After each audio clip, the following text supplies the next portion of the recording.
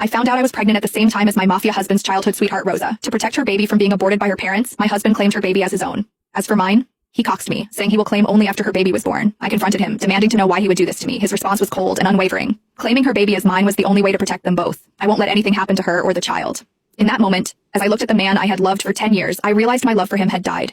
Not long after, my family condemned me, calling me a slut for having a child without a father and pressured me into getting an abortion. Meanwhile, my husband was in another city with his sweetheart helping her through her pregnancy. By the time he returned, I was already gone. I found out that my husband was accompanying his childhood sweetheart Rosa for her pregnancy checkup at my regular hospital this afternoon. Vincent, our baby looks so cute on the monitor. From the crack in the door, I saw Vincent's face lit up with a smile. Rosa was pointing at the monitor, and Vincent nodded, smiling back at her. If I didn't know that man was my husband, the father of my baby, I would have sworn they were a couple, happy and in love. Isabella Caruso, the doctor is ready for your examination, the nurse called. Vincent turned, his face drained of color, his eyes scanning the hallway. He must have heard my name. When his eyes landed on me, his mouth opened, but no words came out. I had been happily married to Vincent Falcone, my mafia husband, for nearly 10 years.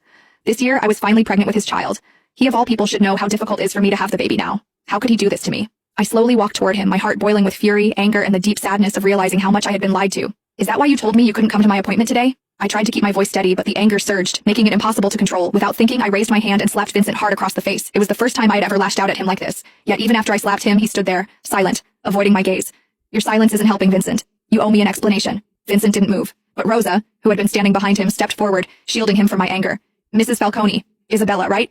She said, her voice shaking. Blame it all on me. Vincent did nothing wrong. It was my mistake, Isabella. I'm the one who got pregnant. Blamed it all on you, huh?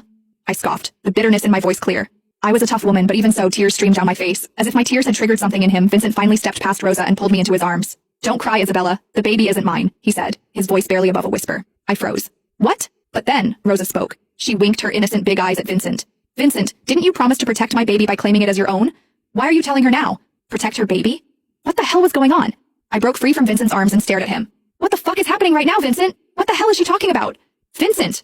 Rosa called him too, clearly trying to stop him from saying anything more. But Vincent didn't hesitate. Isabella's my wife. She deserves to know. All right. Rosa's tear-filled eyes locked onto mine. If you really need to know, Isabella, Vincent decided to claim my baby as his, so he might not be able to claim yours. Vincent's face drained of color, but he stayed silent, offering no correction. But don't worry, Rosa continued, her tone suddenly sweet as she reached for my hand, her fingers hovering just above mine. Vincent said that even he can't claim your baby now. He'll adopt once you've given birth. Our baby will belong to the Falcone name, she added, her voice dripping with faux sincerity. I swear I saw a brief smirk twist her lips, but it was gone before I could be sure. I turned to Vincent, still silent, his head bowed as if he couldn't bear to look at me. Is this true, Vincent? My voice wavered as I forced the question out. You're going to give up on our baby to save hers? I'm sorry, Isabella, he whispered, his voice hoarse, barely audible. Tears welled up again. Is her baby so important to you that you'd abandon ours? Vincent hesitated, the pause slicing through me like a blade.